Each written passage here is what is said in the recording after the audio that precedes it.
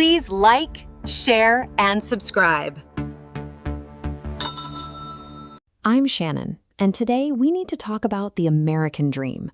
We're surrounded by success, the pristine luxury car, the beautiful apartment, yet behind closed doors, millions living this lifestyle are quietly, desperately financially stressed. Millions of people living this exact lifestyle are quietly, desperately financially stressed. Quick side note before we dive in. This video is for informational purposes. I'm sharing what I've learned about money, but always consult a qualified financial advisor before making major changes to your investments or retirement accounts. Now, let's take a look at the first lie we are told. You need to make more money to build wealth. I actually know someone earning $150,000 a year who is still living paycheck to paycheck. Meanwhile, I know people earning highly modest incomes who have quietly built massive nest eggs.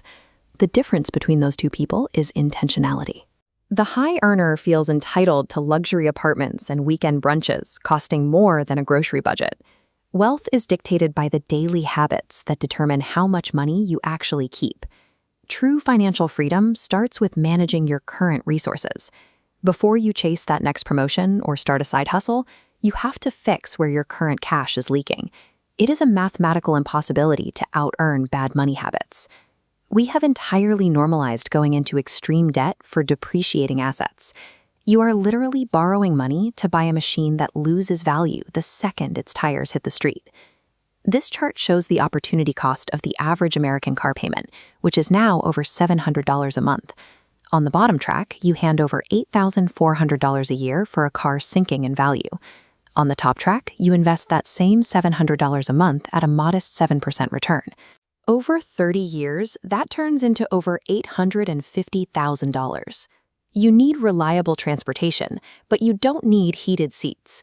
Buying a $10,000 used car in cash allows you to permanently free up that monthly capital.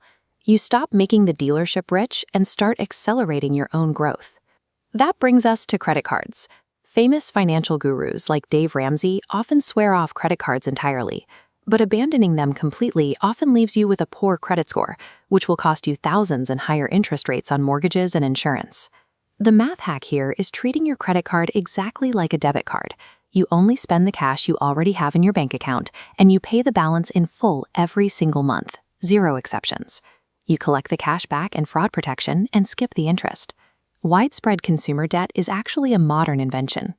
Your grandparents likely didn't finance their living room furniture or put a vacation on credit. They achieved stability through the highly unfashionable method of saving up and paying cash. When you strip away the marketing, consumer debt is just borrowing from your future self to satisfy your current impatience. The only permanent escape hatch is living below your means. Building wealth on a low income is incredibly difficult, but living on a tight budget forces you to scrutinize every single dollar. You learn to violently distinguish between wants and needs, and that financial discipline becomes a superpower as your income eventually grows. This is a line graph showing a phenomenon known as lifestyle inflation. As the income line goes up over time, the spending line automatically rises to match it in lockstep. Because of this trap, people believe the myth that they will magically start saving once they get a raise. You won't. You will just become a person who makes more and spends more. Saving is a habit you have to build immediately, even if it's only $20 a month. By the time your income goes up, you already have the muscle to capture that growth, widening your actual savings capacity. This is where budgets come in. People think the word budget means deprivation, a joyless end to fun. In reality, a budget is a plan that gives you permission to spend guilt-free because your priorities are already funded. A budget creates actual freedom. It replaces the anxious, nagging guesswork of, can I afford this, with intentional design. The idea that investing is only for the wealthy is a mathematical trap. While you sit on the sidelines, waiting until you have thousands of dollars to start, inflation is quietly destroying the purchasing power of the cash you do have. Here we have a dual-line area chart showing the sheer force of compound interest. A person who starts investing $100 a month at age 25 will actually have more money at retirement than someone who starts investing $200 a month at age 35. Time in the market beats timing the market every single time. And today, with apps like Acorns or Robinhood, the barrier to entry has vanished. You can literally start buying assets with $5. We also need to rethink the traditional script around housing. Society treats buying a home as the ultimate sign of adulting, but renting buys you flexibility, predictability, and immunity from massive, hidden maintenance costs. Depending on your local market, renting and investing your extra cash can frequently leave you wealthier than buying. Building wealth requires you to actively run the numbers on your own lifestyle needs, rather than blindly following traditional societal milestones. We hear it all the time: money can't buy happiness. But the research is exceptionally clear. Money absolutely buys happiness up to the point where your basic needs are met and you have financial security. Financial freedom creates the space to experience joy.